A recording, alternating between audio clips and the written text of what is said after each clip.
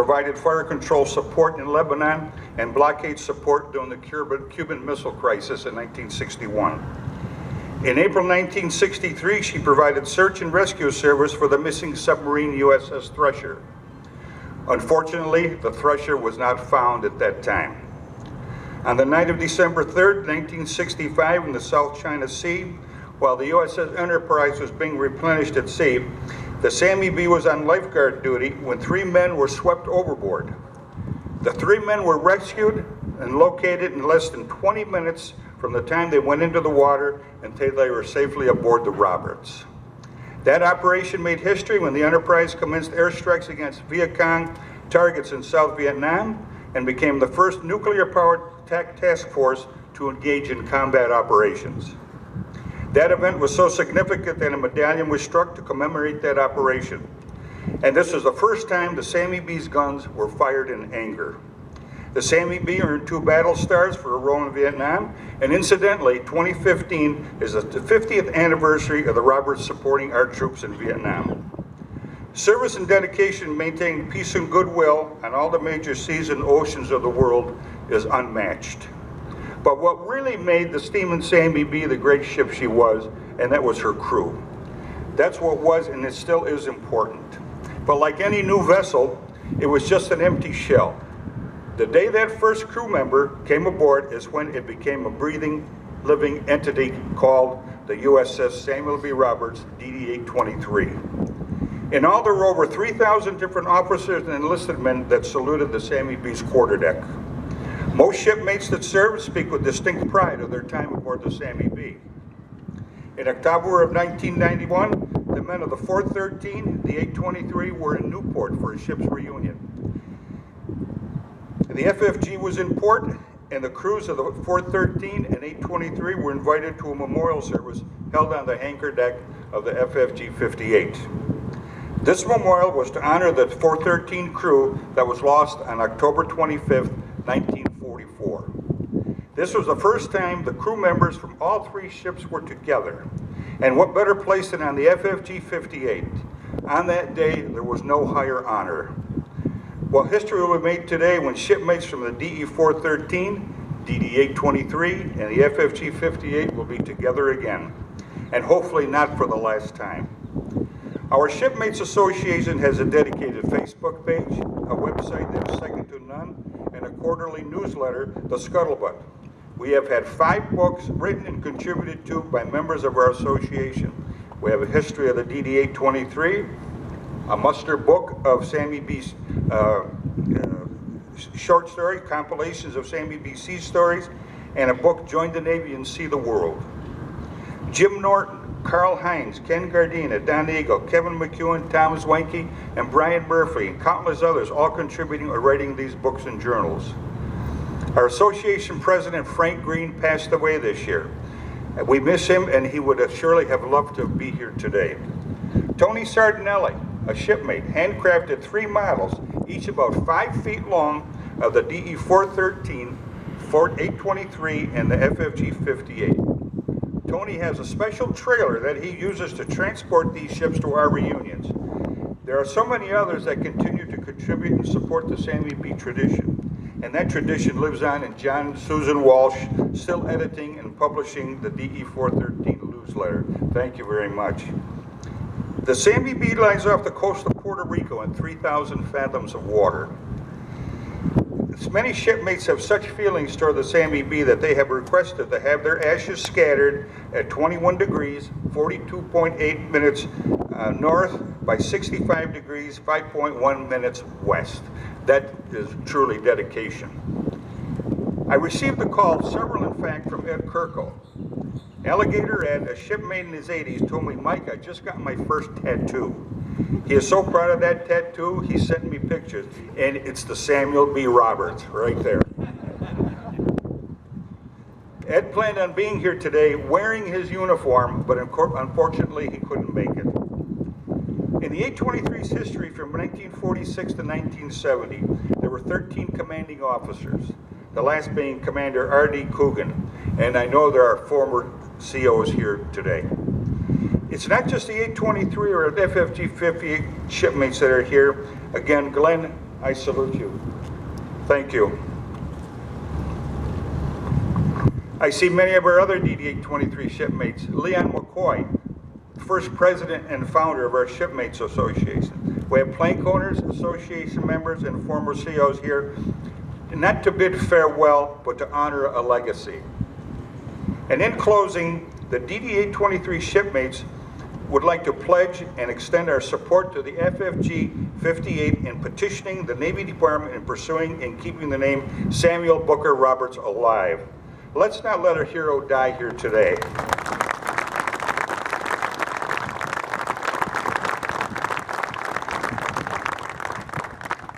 We have a ship's reunion in October in Washington, D.C. of this year. I will be presenting a petition to all association members so they can sign them, and we will send them on to the people that need to see these petitions. Thank you all for your service. God bless and keep our troops safe both here and abroad. Above all, God bless America, for there is no higher honor. Thank you.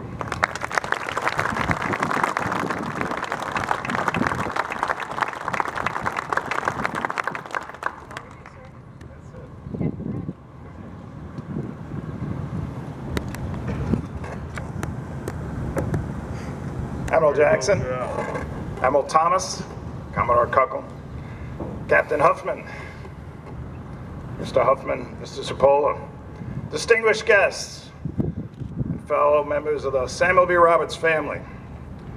You know, no matter how much things change and the older we get, some things never change.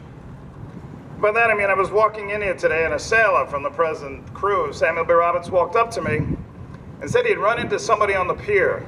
Said his name was Tilly. He was looking for the suggestion box. So I said, well, what did he have? So he handed me this note, and I want to read it to you because it'll tell you things just don't change very much. To Captain Wren, from Fireman Tilly. Captain, it's very hot out here today, and I want you to know that there's no equation between the length of your talk and its quality. Remember, Lincoln spoke for 3.5 minutes and they remembered him forever. Try not to disappoint us and keep up.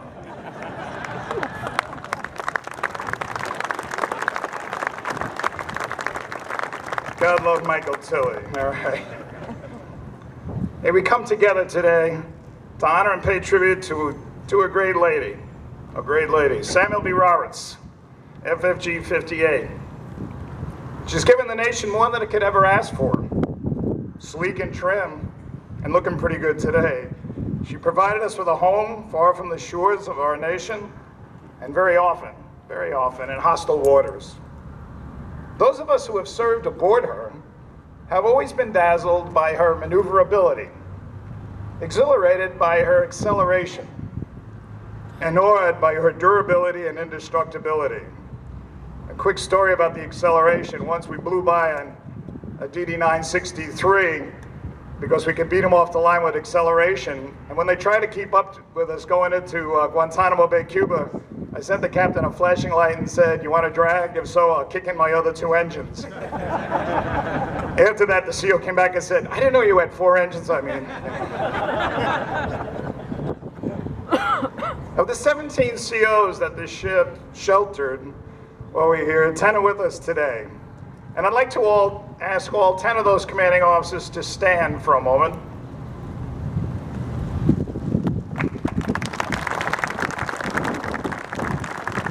Stay standing. And now I would like to ask everyone who has served on Samuel B. Roberts FFG 58 to stand.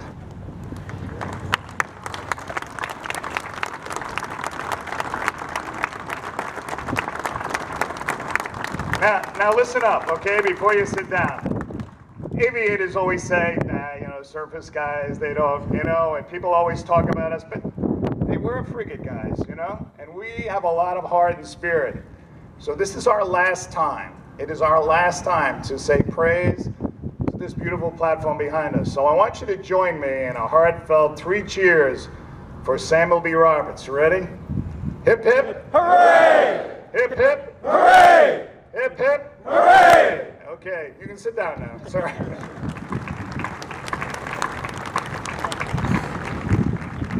Thanks very much. There's also a group that I want to recognize today because without them, a lot of us wouldn't be here. You see, in the dry dock in Dubai, the manager of the Dubai shipyard came to me and said, you know, you got a 30-foot hole in your ship, the keel's gone, you had 2,000 tons of water on you. No ship in the European Navy, any European Navy would have survived this. But I want to tell you something that's amazing. We have not been able to find a single cracked weld anywhere on the ship. So to that amazing group of Mainers, very interesting personalities, who built and then rebuilt our ship, as John Towns would tell you, better than ever, I would like to ask for a round of applause for the mechanics and the welders of Bath Ironworks.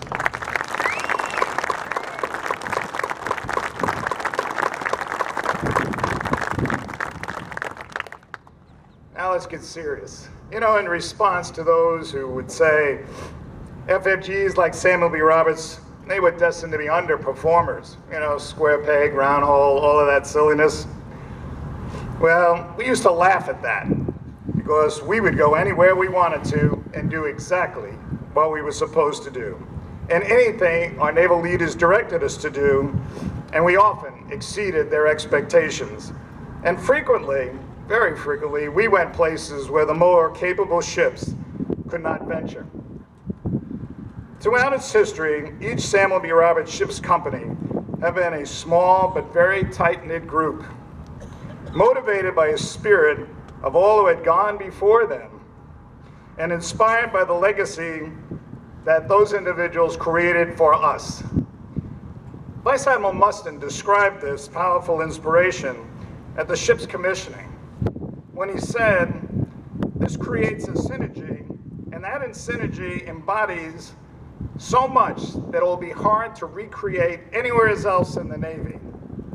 In fact, former Secretary of the Navy, John Lehman, while writing a letter to the Chief of Naval Operations just days before the ship's commissioning in 1985, stated that there should always be a Samuel B. Roberts in the United States Navy because of what the name embodies and what it inspires. The crews that served on FFG 58 upheld that legacy to the fullest and fulfilled their obligation in time. For you see, Samuel B. Roberts represents all that the United States Navy stands for. History, tradition, courage, tenacity, professionalism, and as everyone who stood up a few minutes ago knows, absolute audacious performance at sea. This ship's performance and achievements are impressive. During her lifetime, she sailed in the majority of the oceans of the world. Think about that. Flying the colors of our nation with pride and steely determination.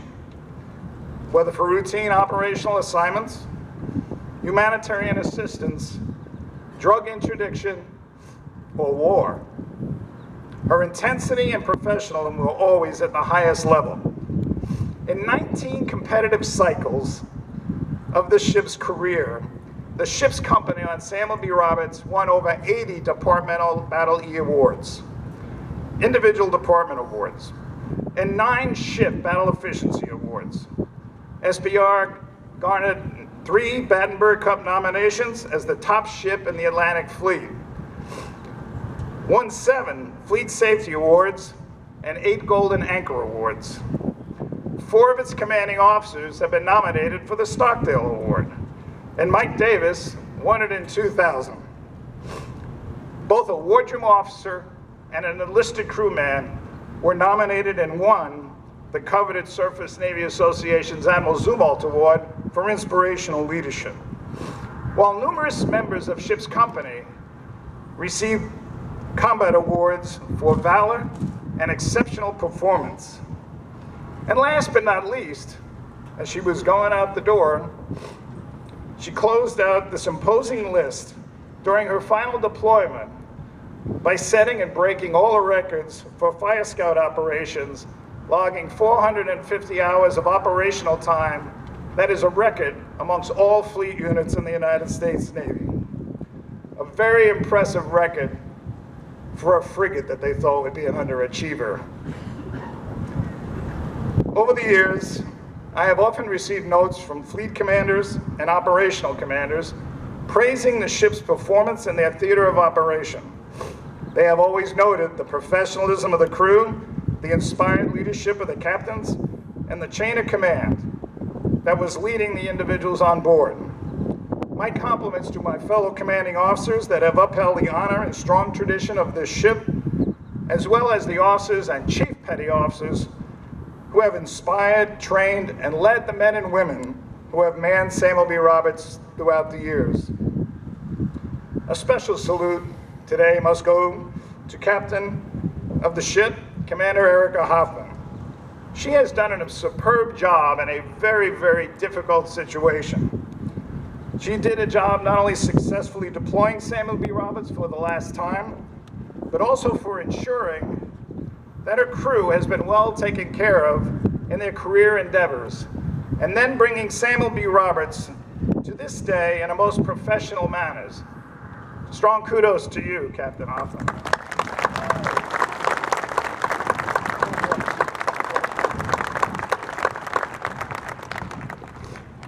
Walt Whitman, I can see Tilly, calm down.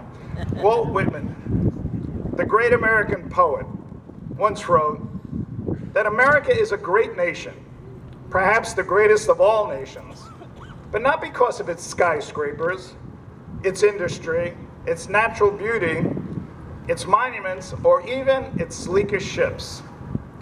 No, our nation is a great nation because of its people. They're the ones that provide the ingredients that make us great. Their initiative, your initiative, drive, optimism, confidence, and durability to survive difficulty and persevere to success is what truly makes America great. Those that have served in Samuel B. Roberts over the past 30 years are the lifeblood of that assessment. They never considered failure. They never thought of ever giving up their ship. While walking these decks, they have represented the best the United States Navy has to offer, and frankly, the best our country has to offer today. The nation should be very, very grateful. So in bidding farewell to this indomitable warrior behind me, I think it is fitting to use the words, a quote from Commander Robert Copeland, commanding officer of Samuel B. Roberts, DE 413.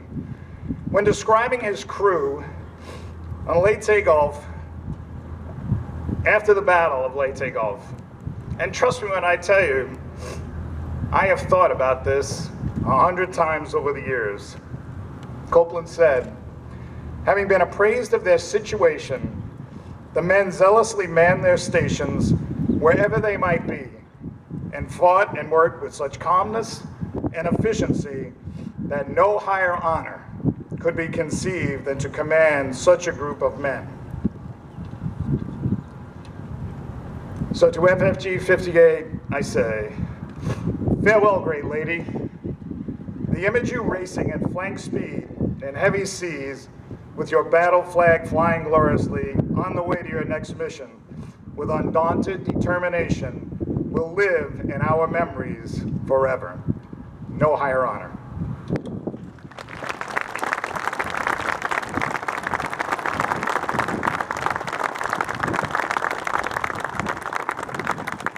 Thank you, gentlemen, for your remarks today. I'd like to present each of them with a small token of our appreciation from the decommissioning crew. For Mr. Huffman, we have an American flag flown on board during one of our underway periods on FFG 58.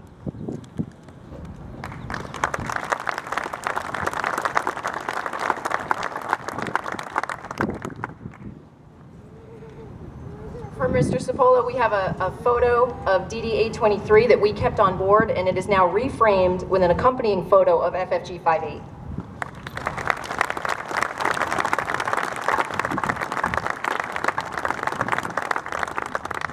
And for Captain Wren, but, well, before we get to you, going off script for a minute. I would love to be able to give each of the members of the Mine Strike crew with a small piece of the ship. But since I can't, on behalf of the decommissioning crew,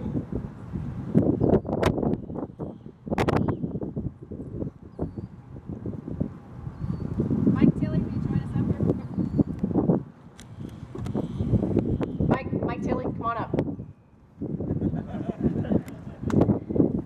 Damage Control Fireman Brandon Parrish from Fort Wayne, Indiana, will present Mike with the suicide switch from number 1 ship service diesel generator.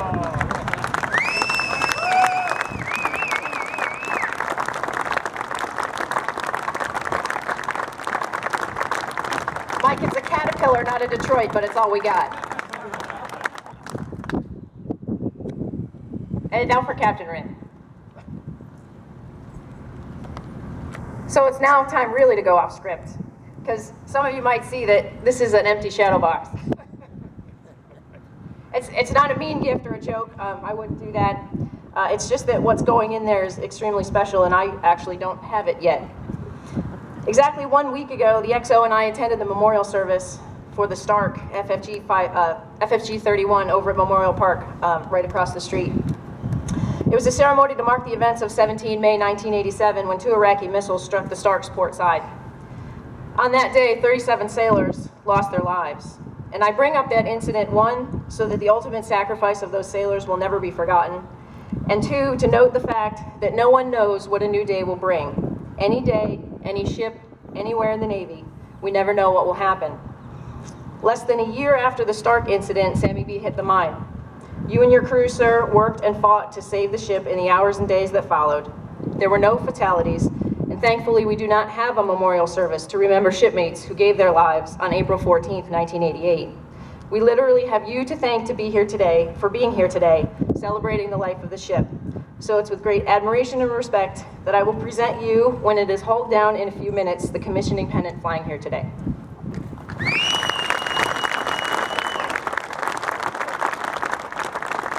Don't worry, I'm getting one too, but it's the one we flew yesterday.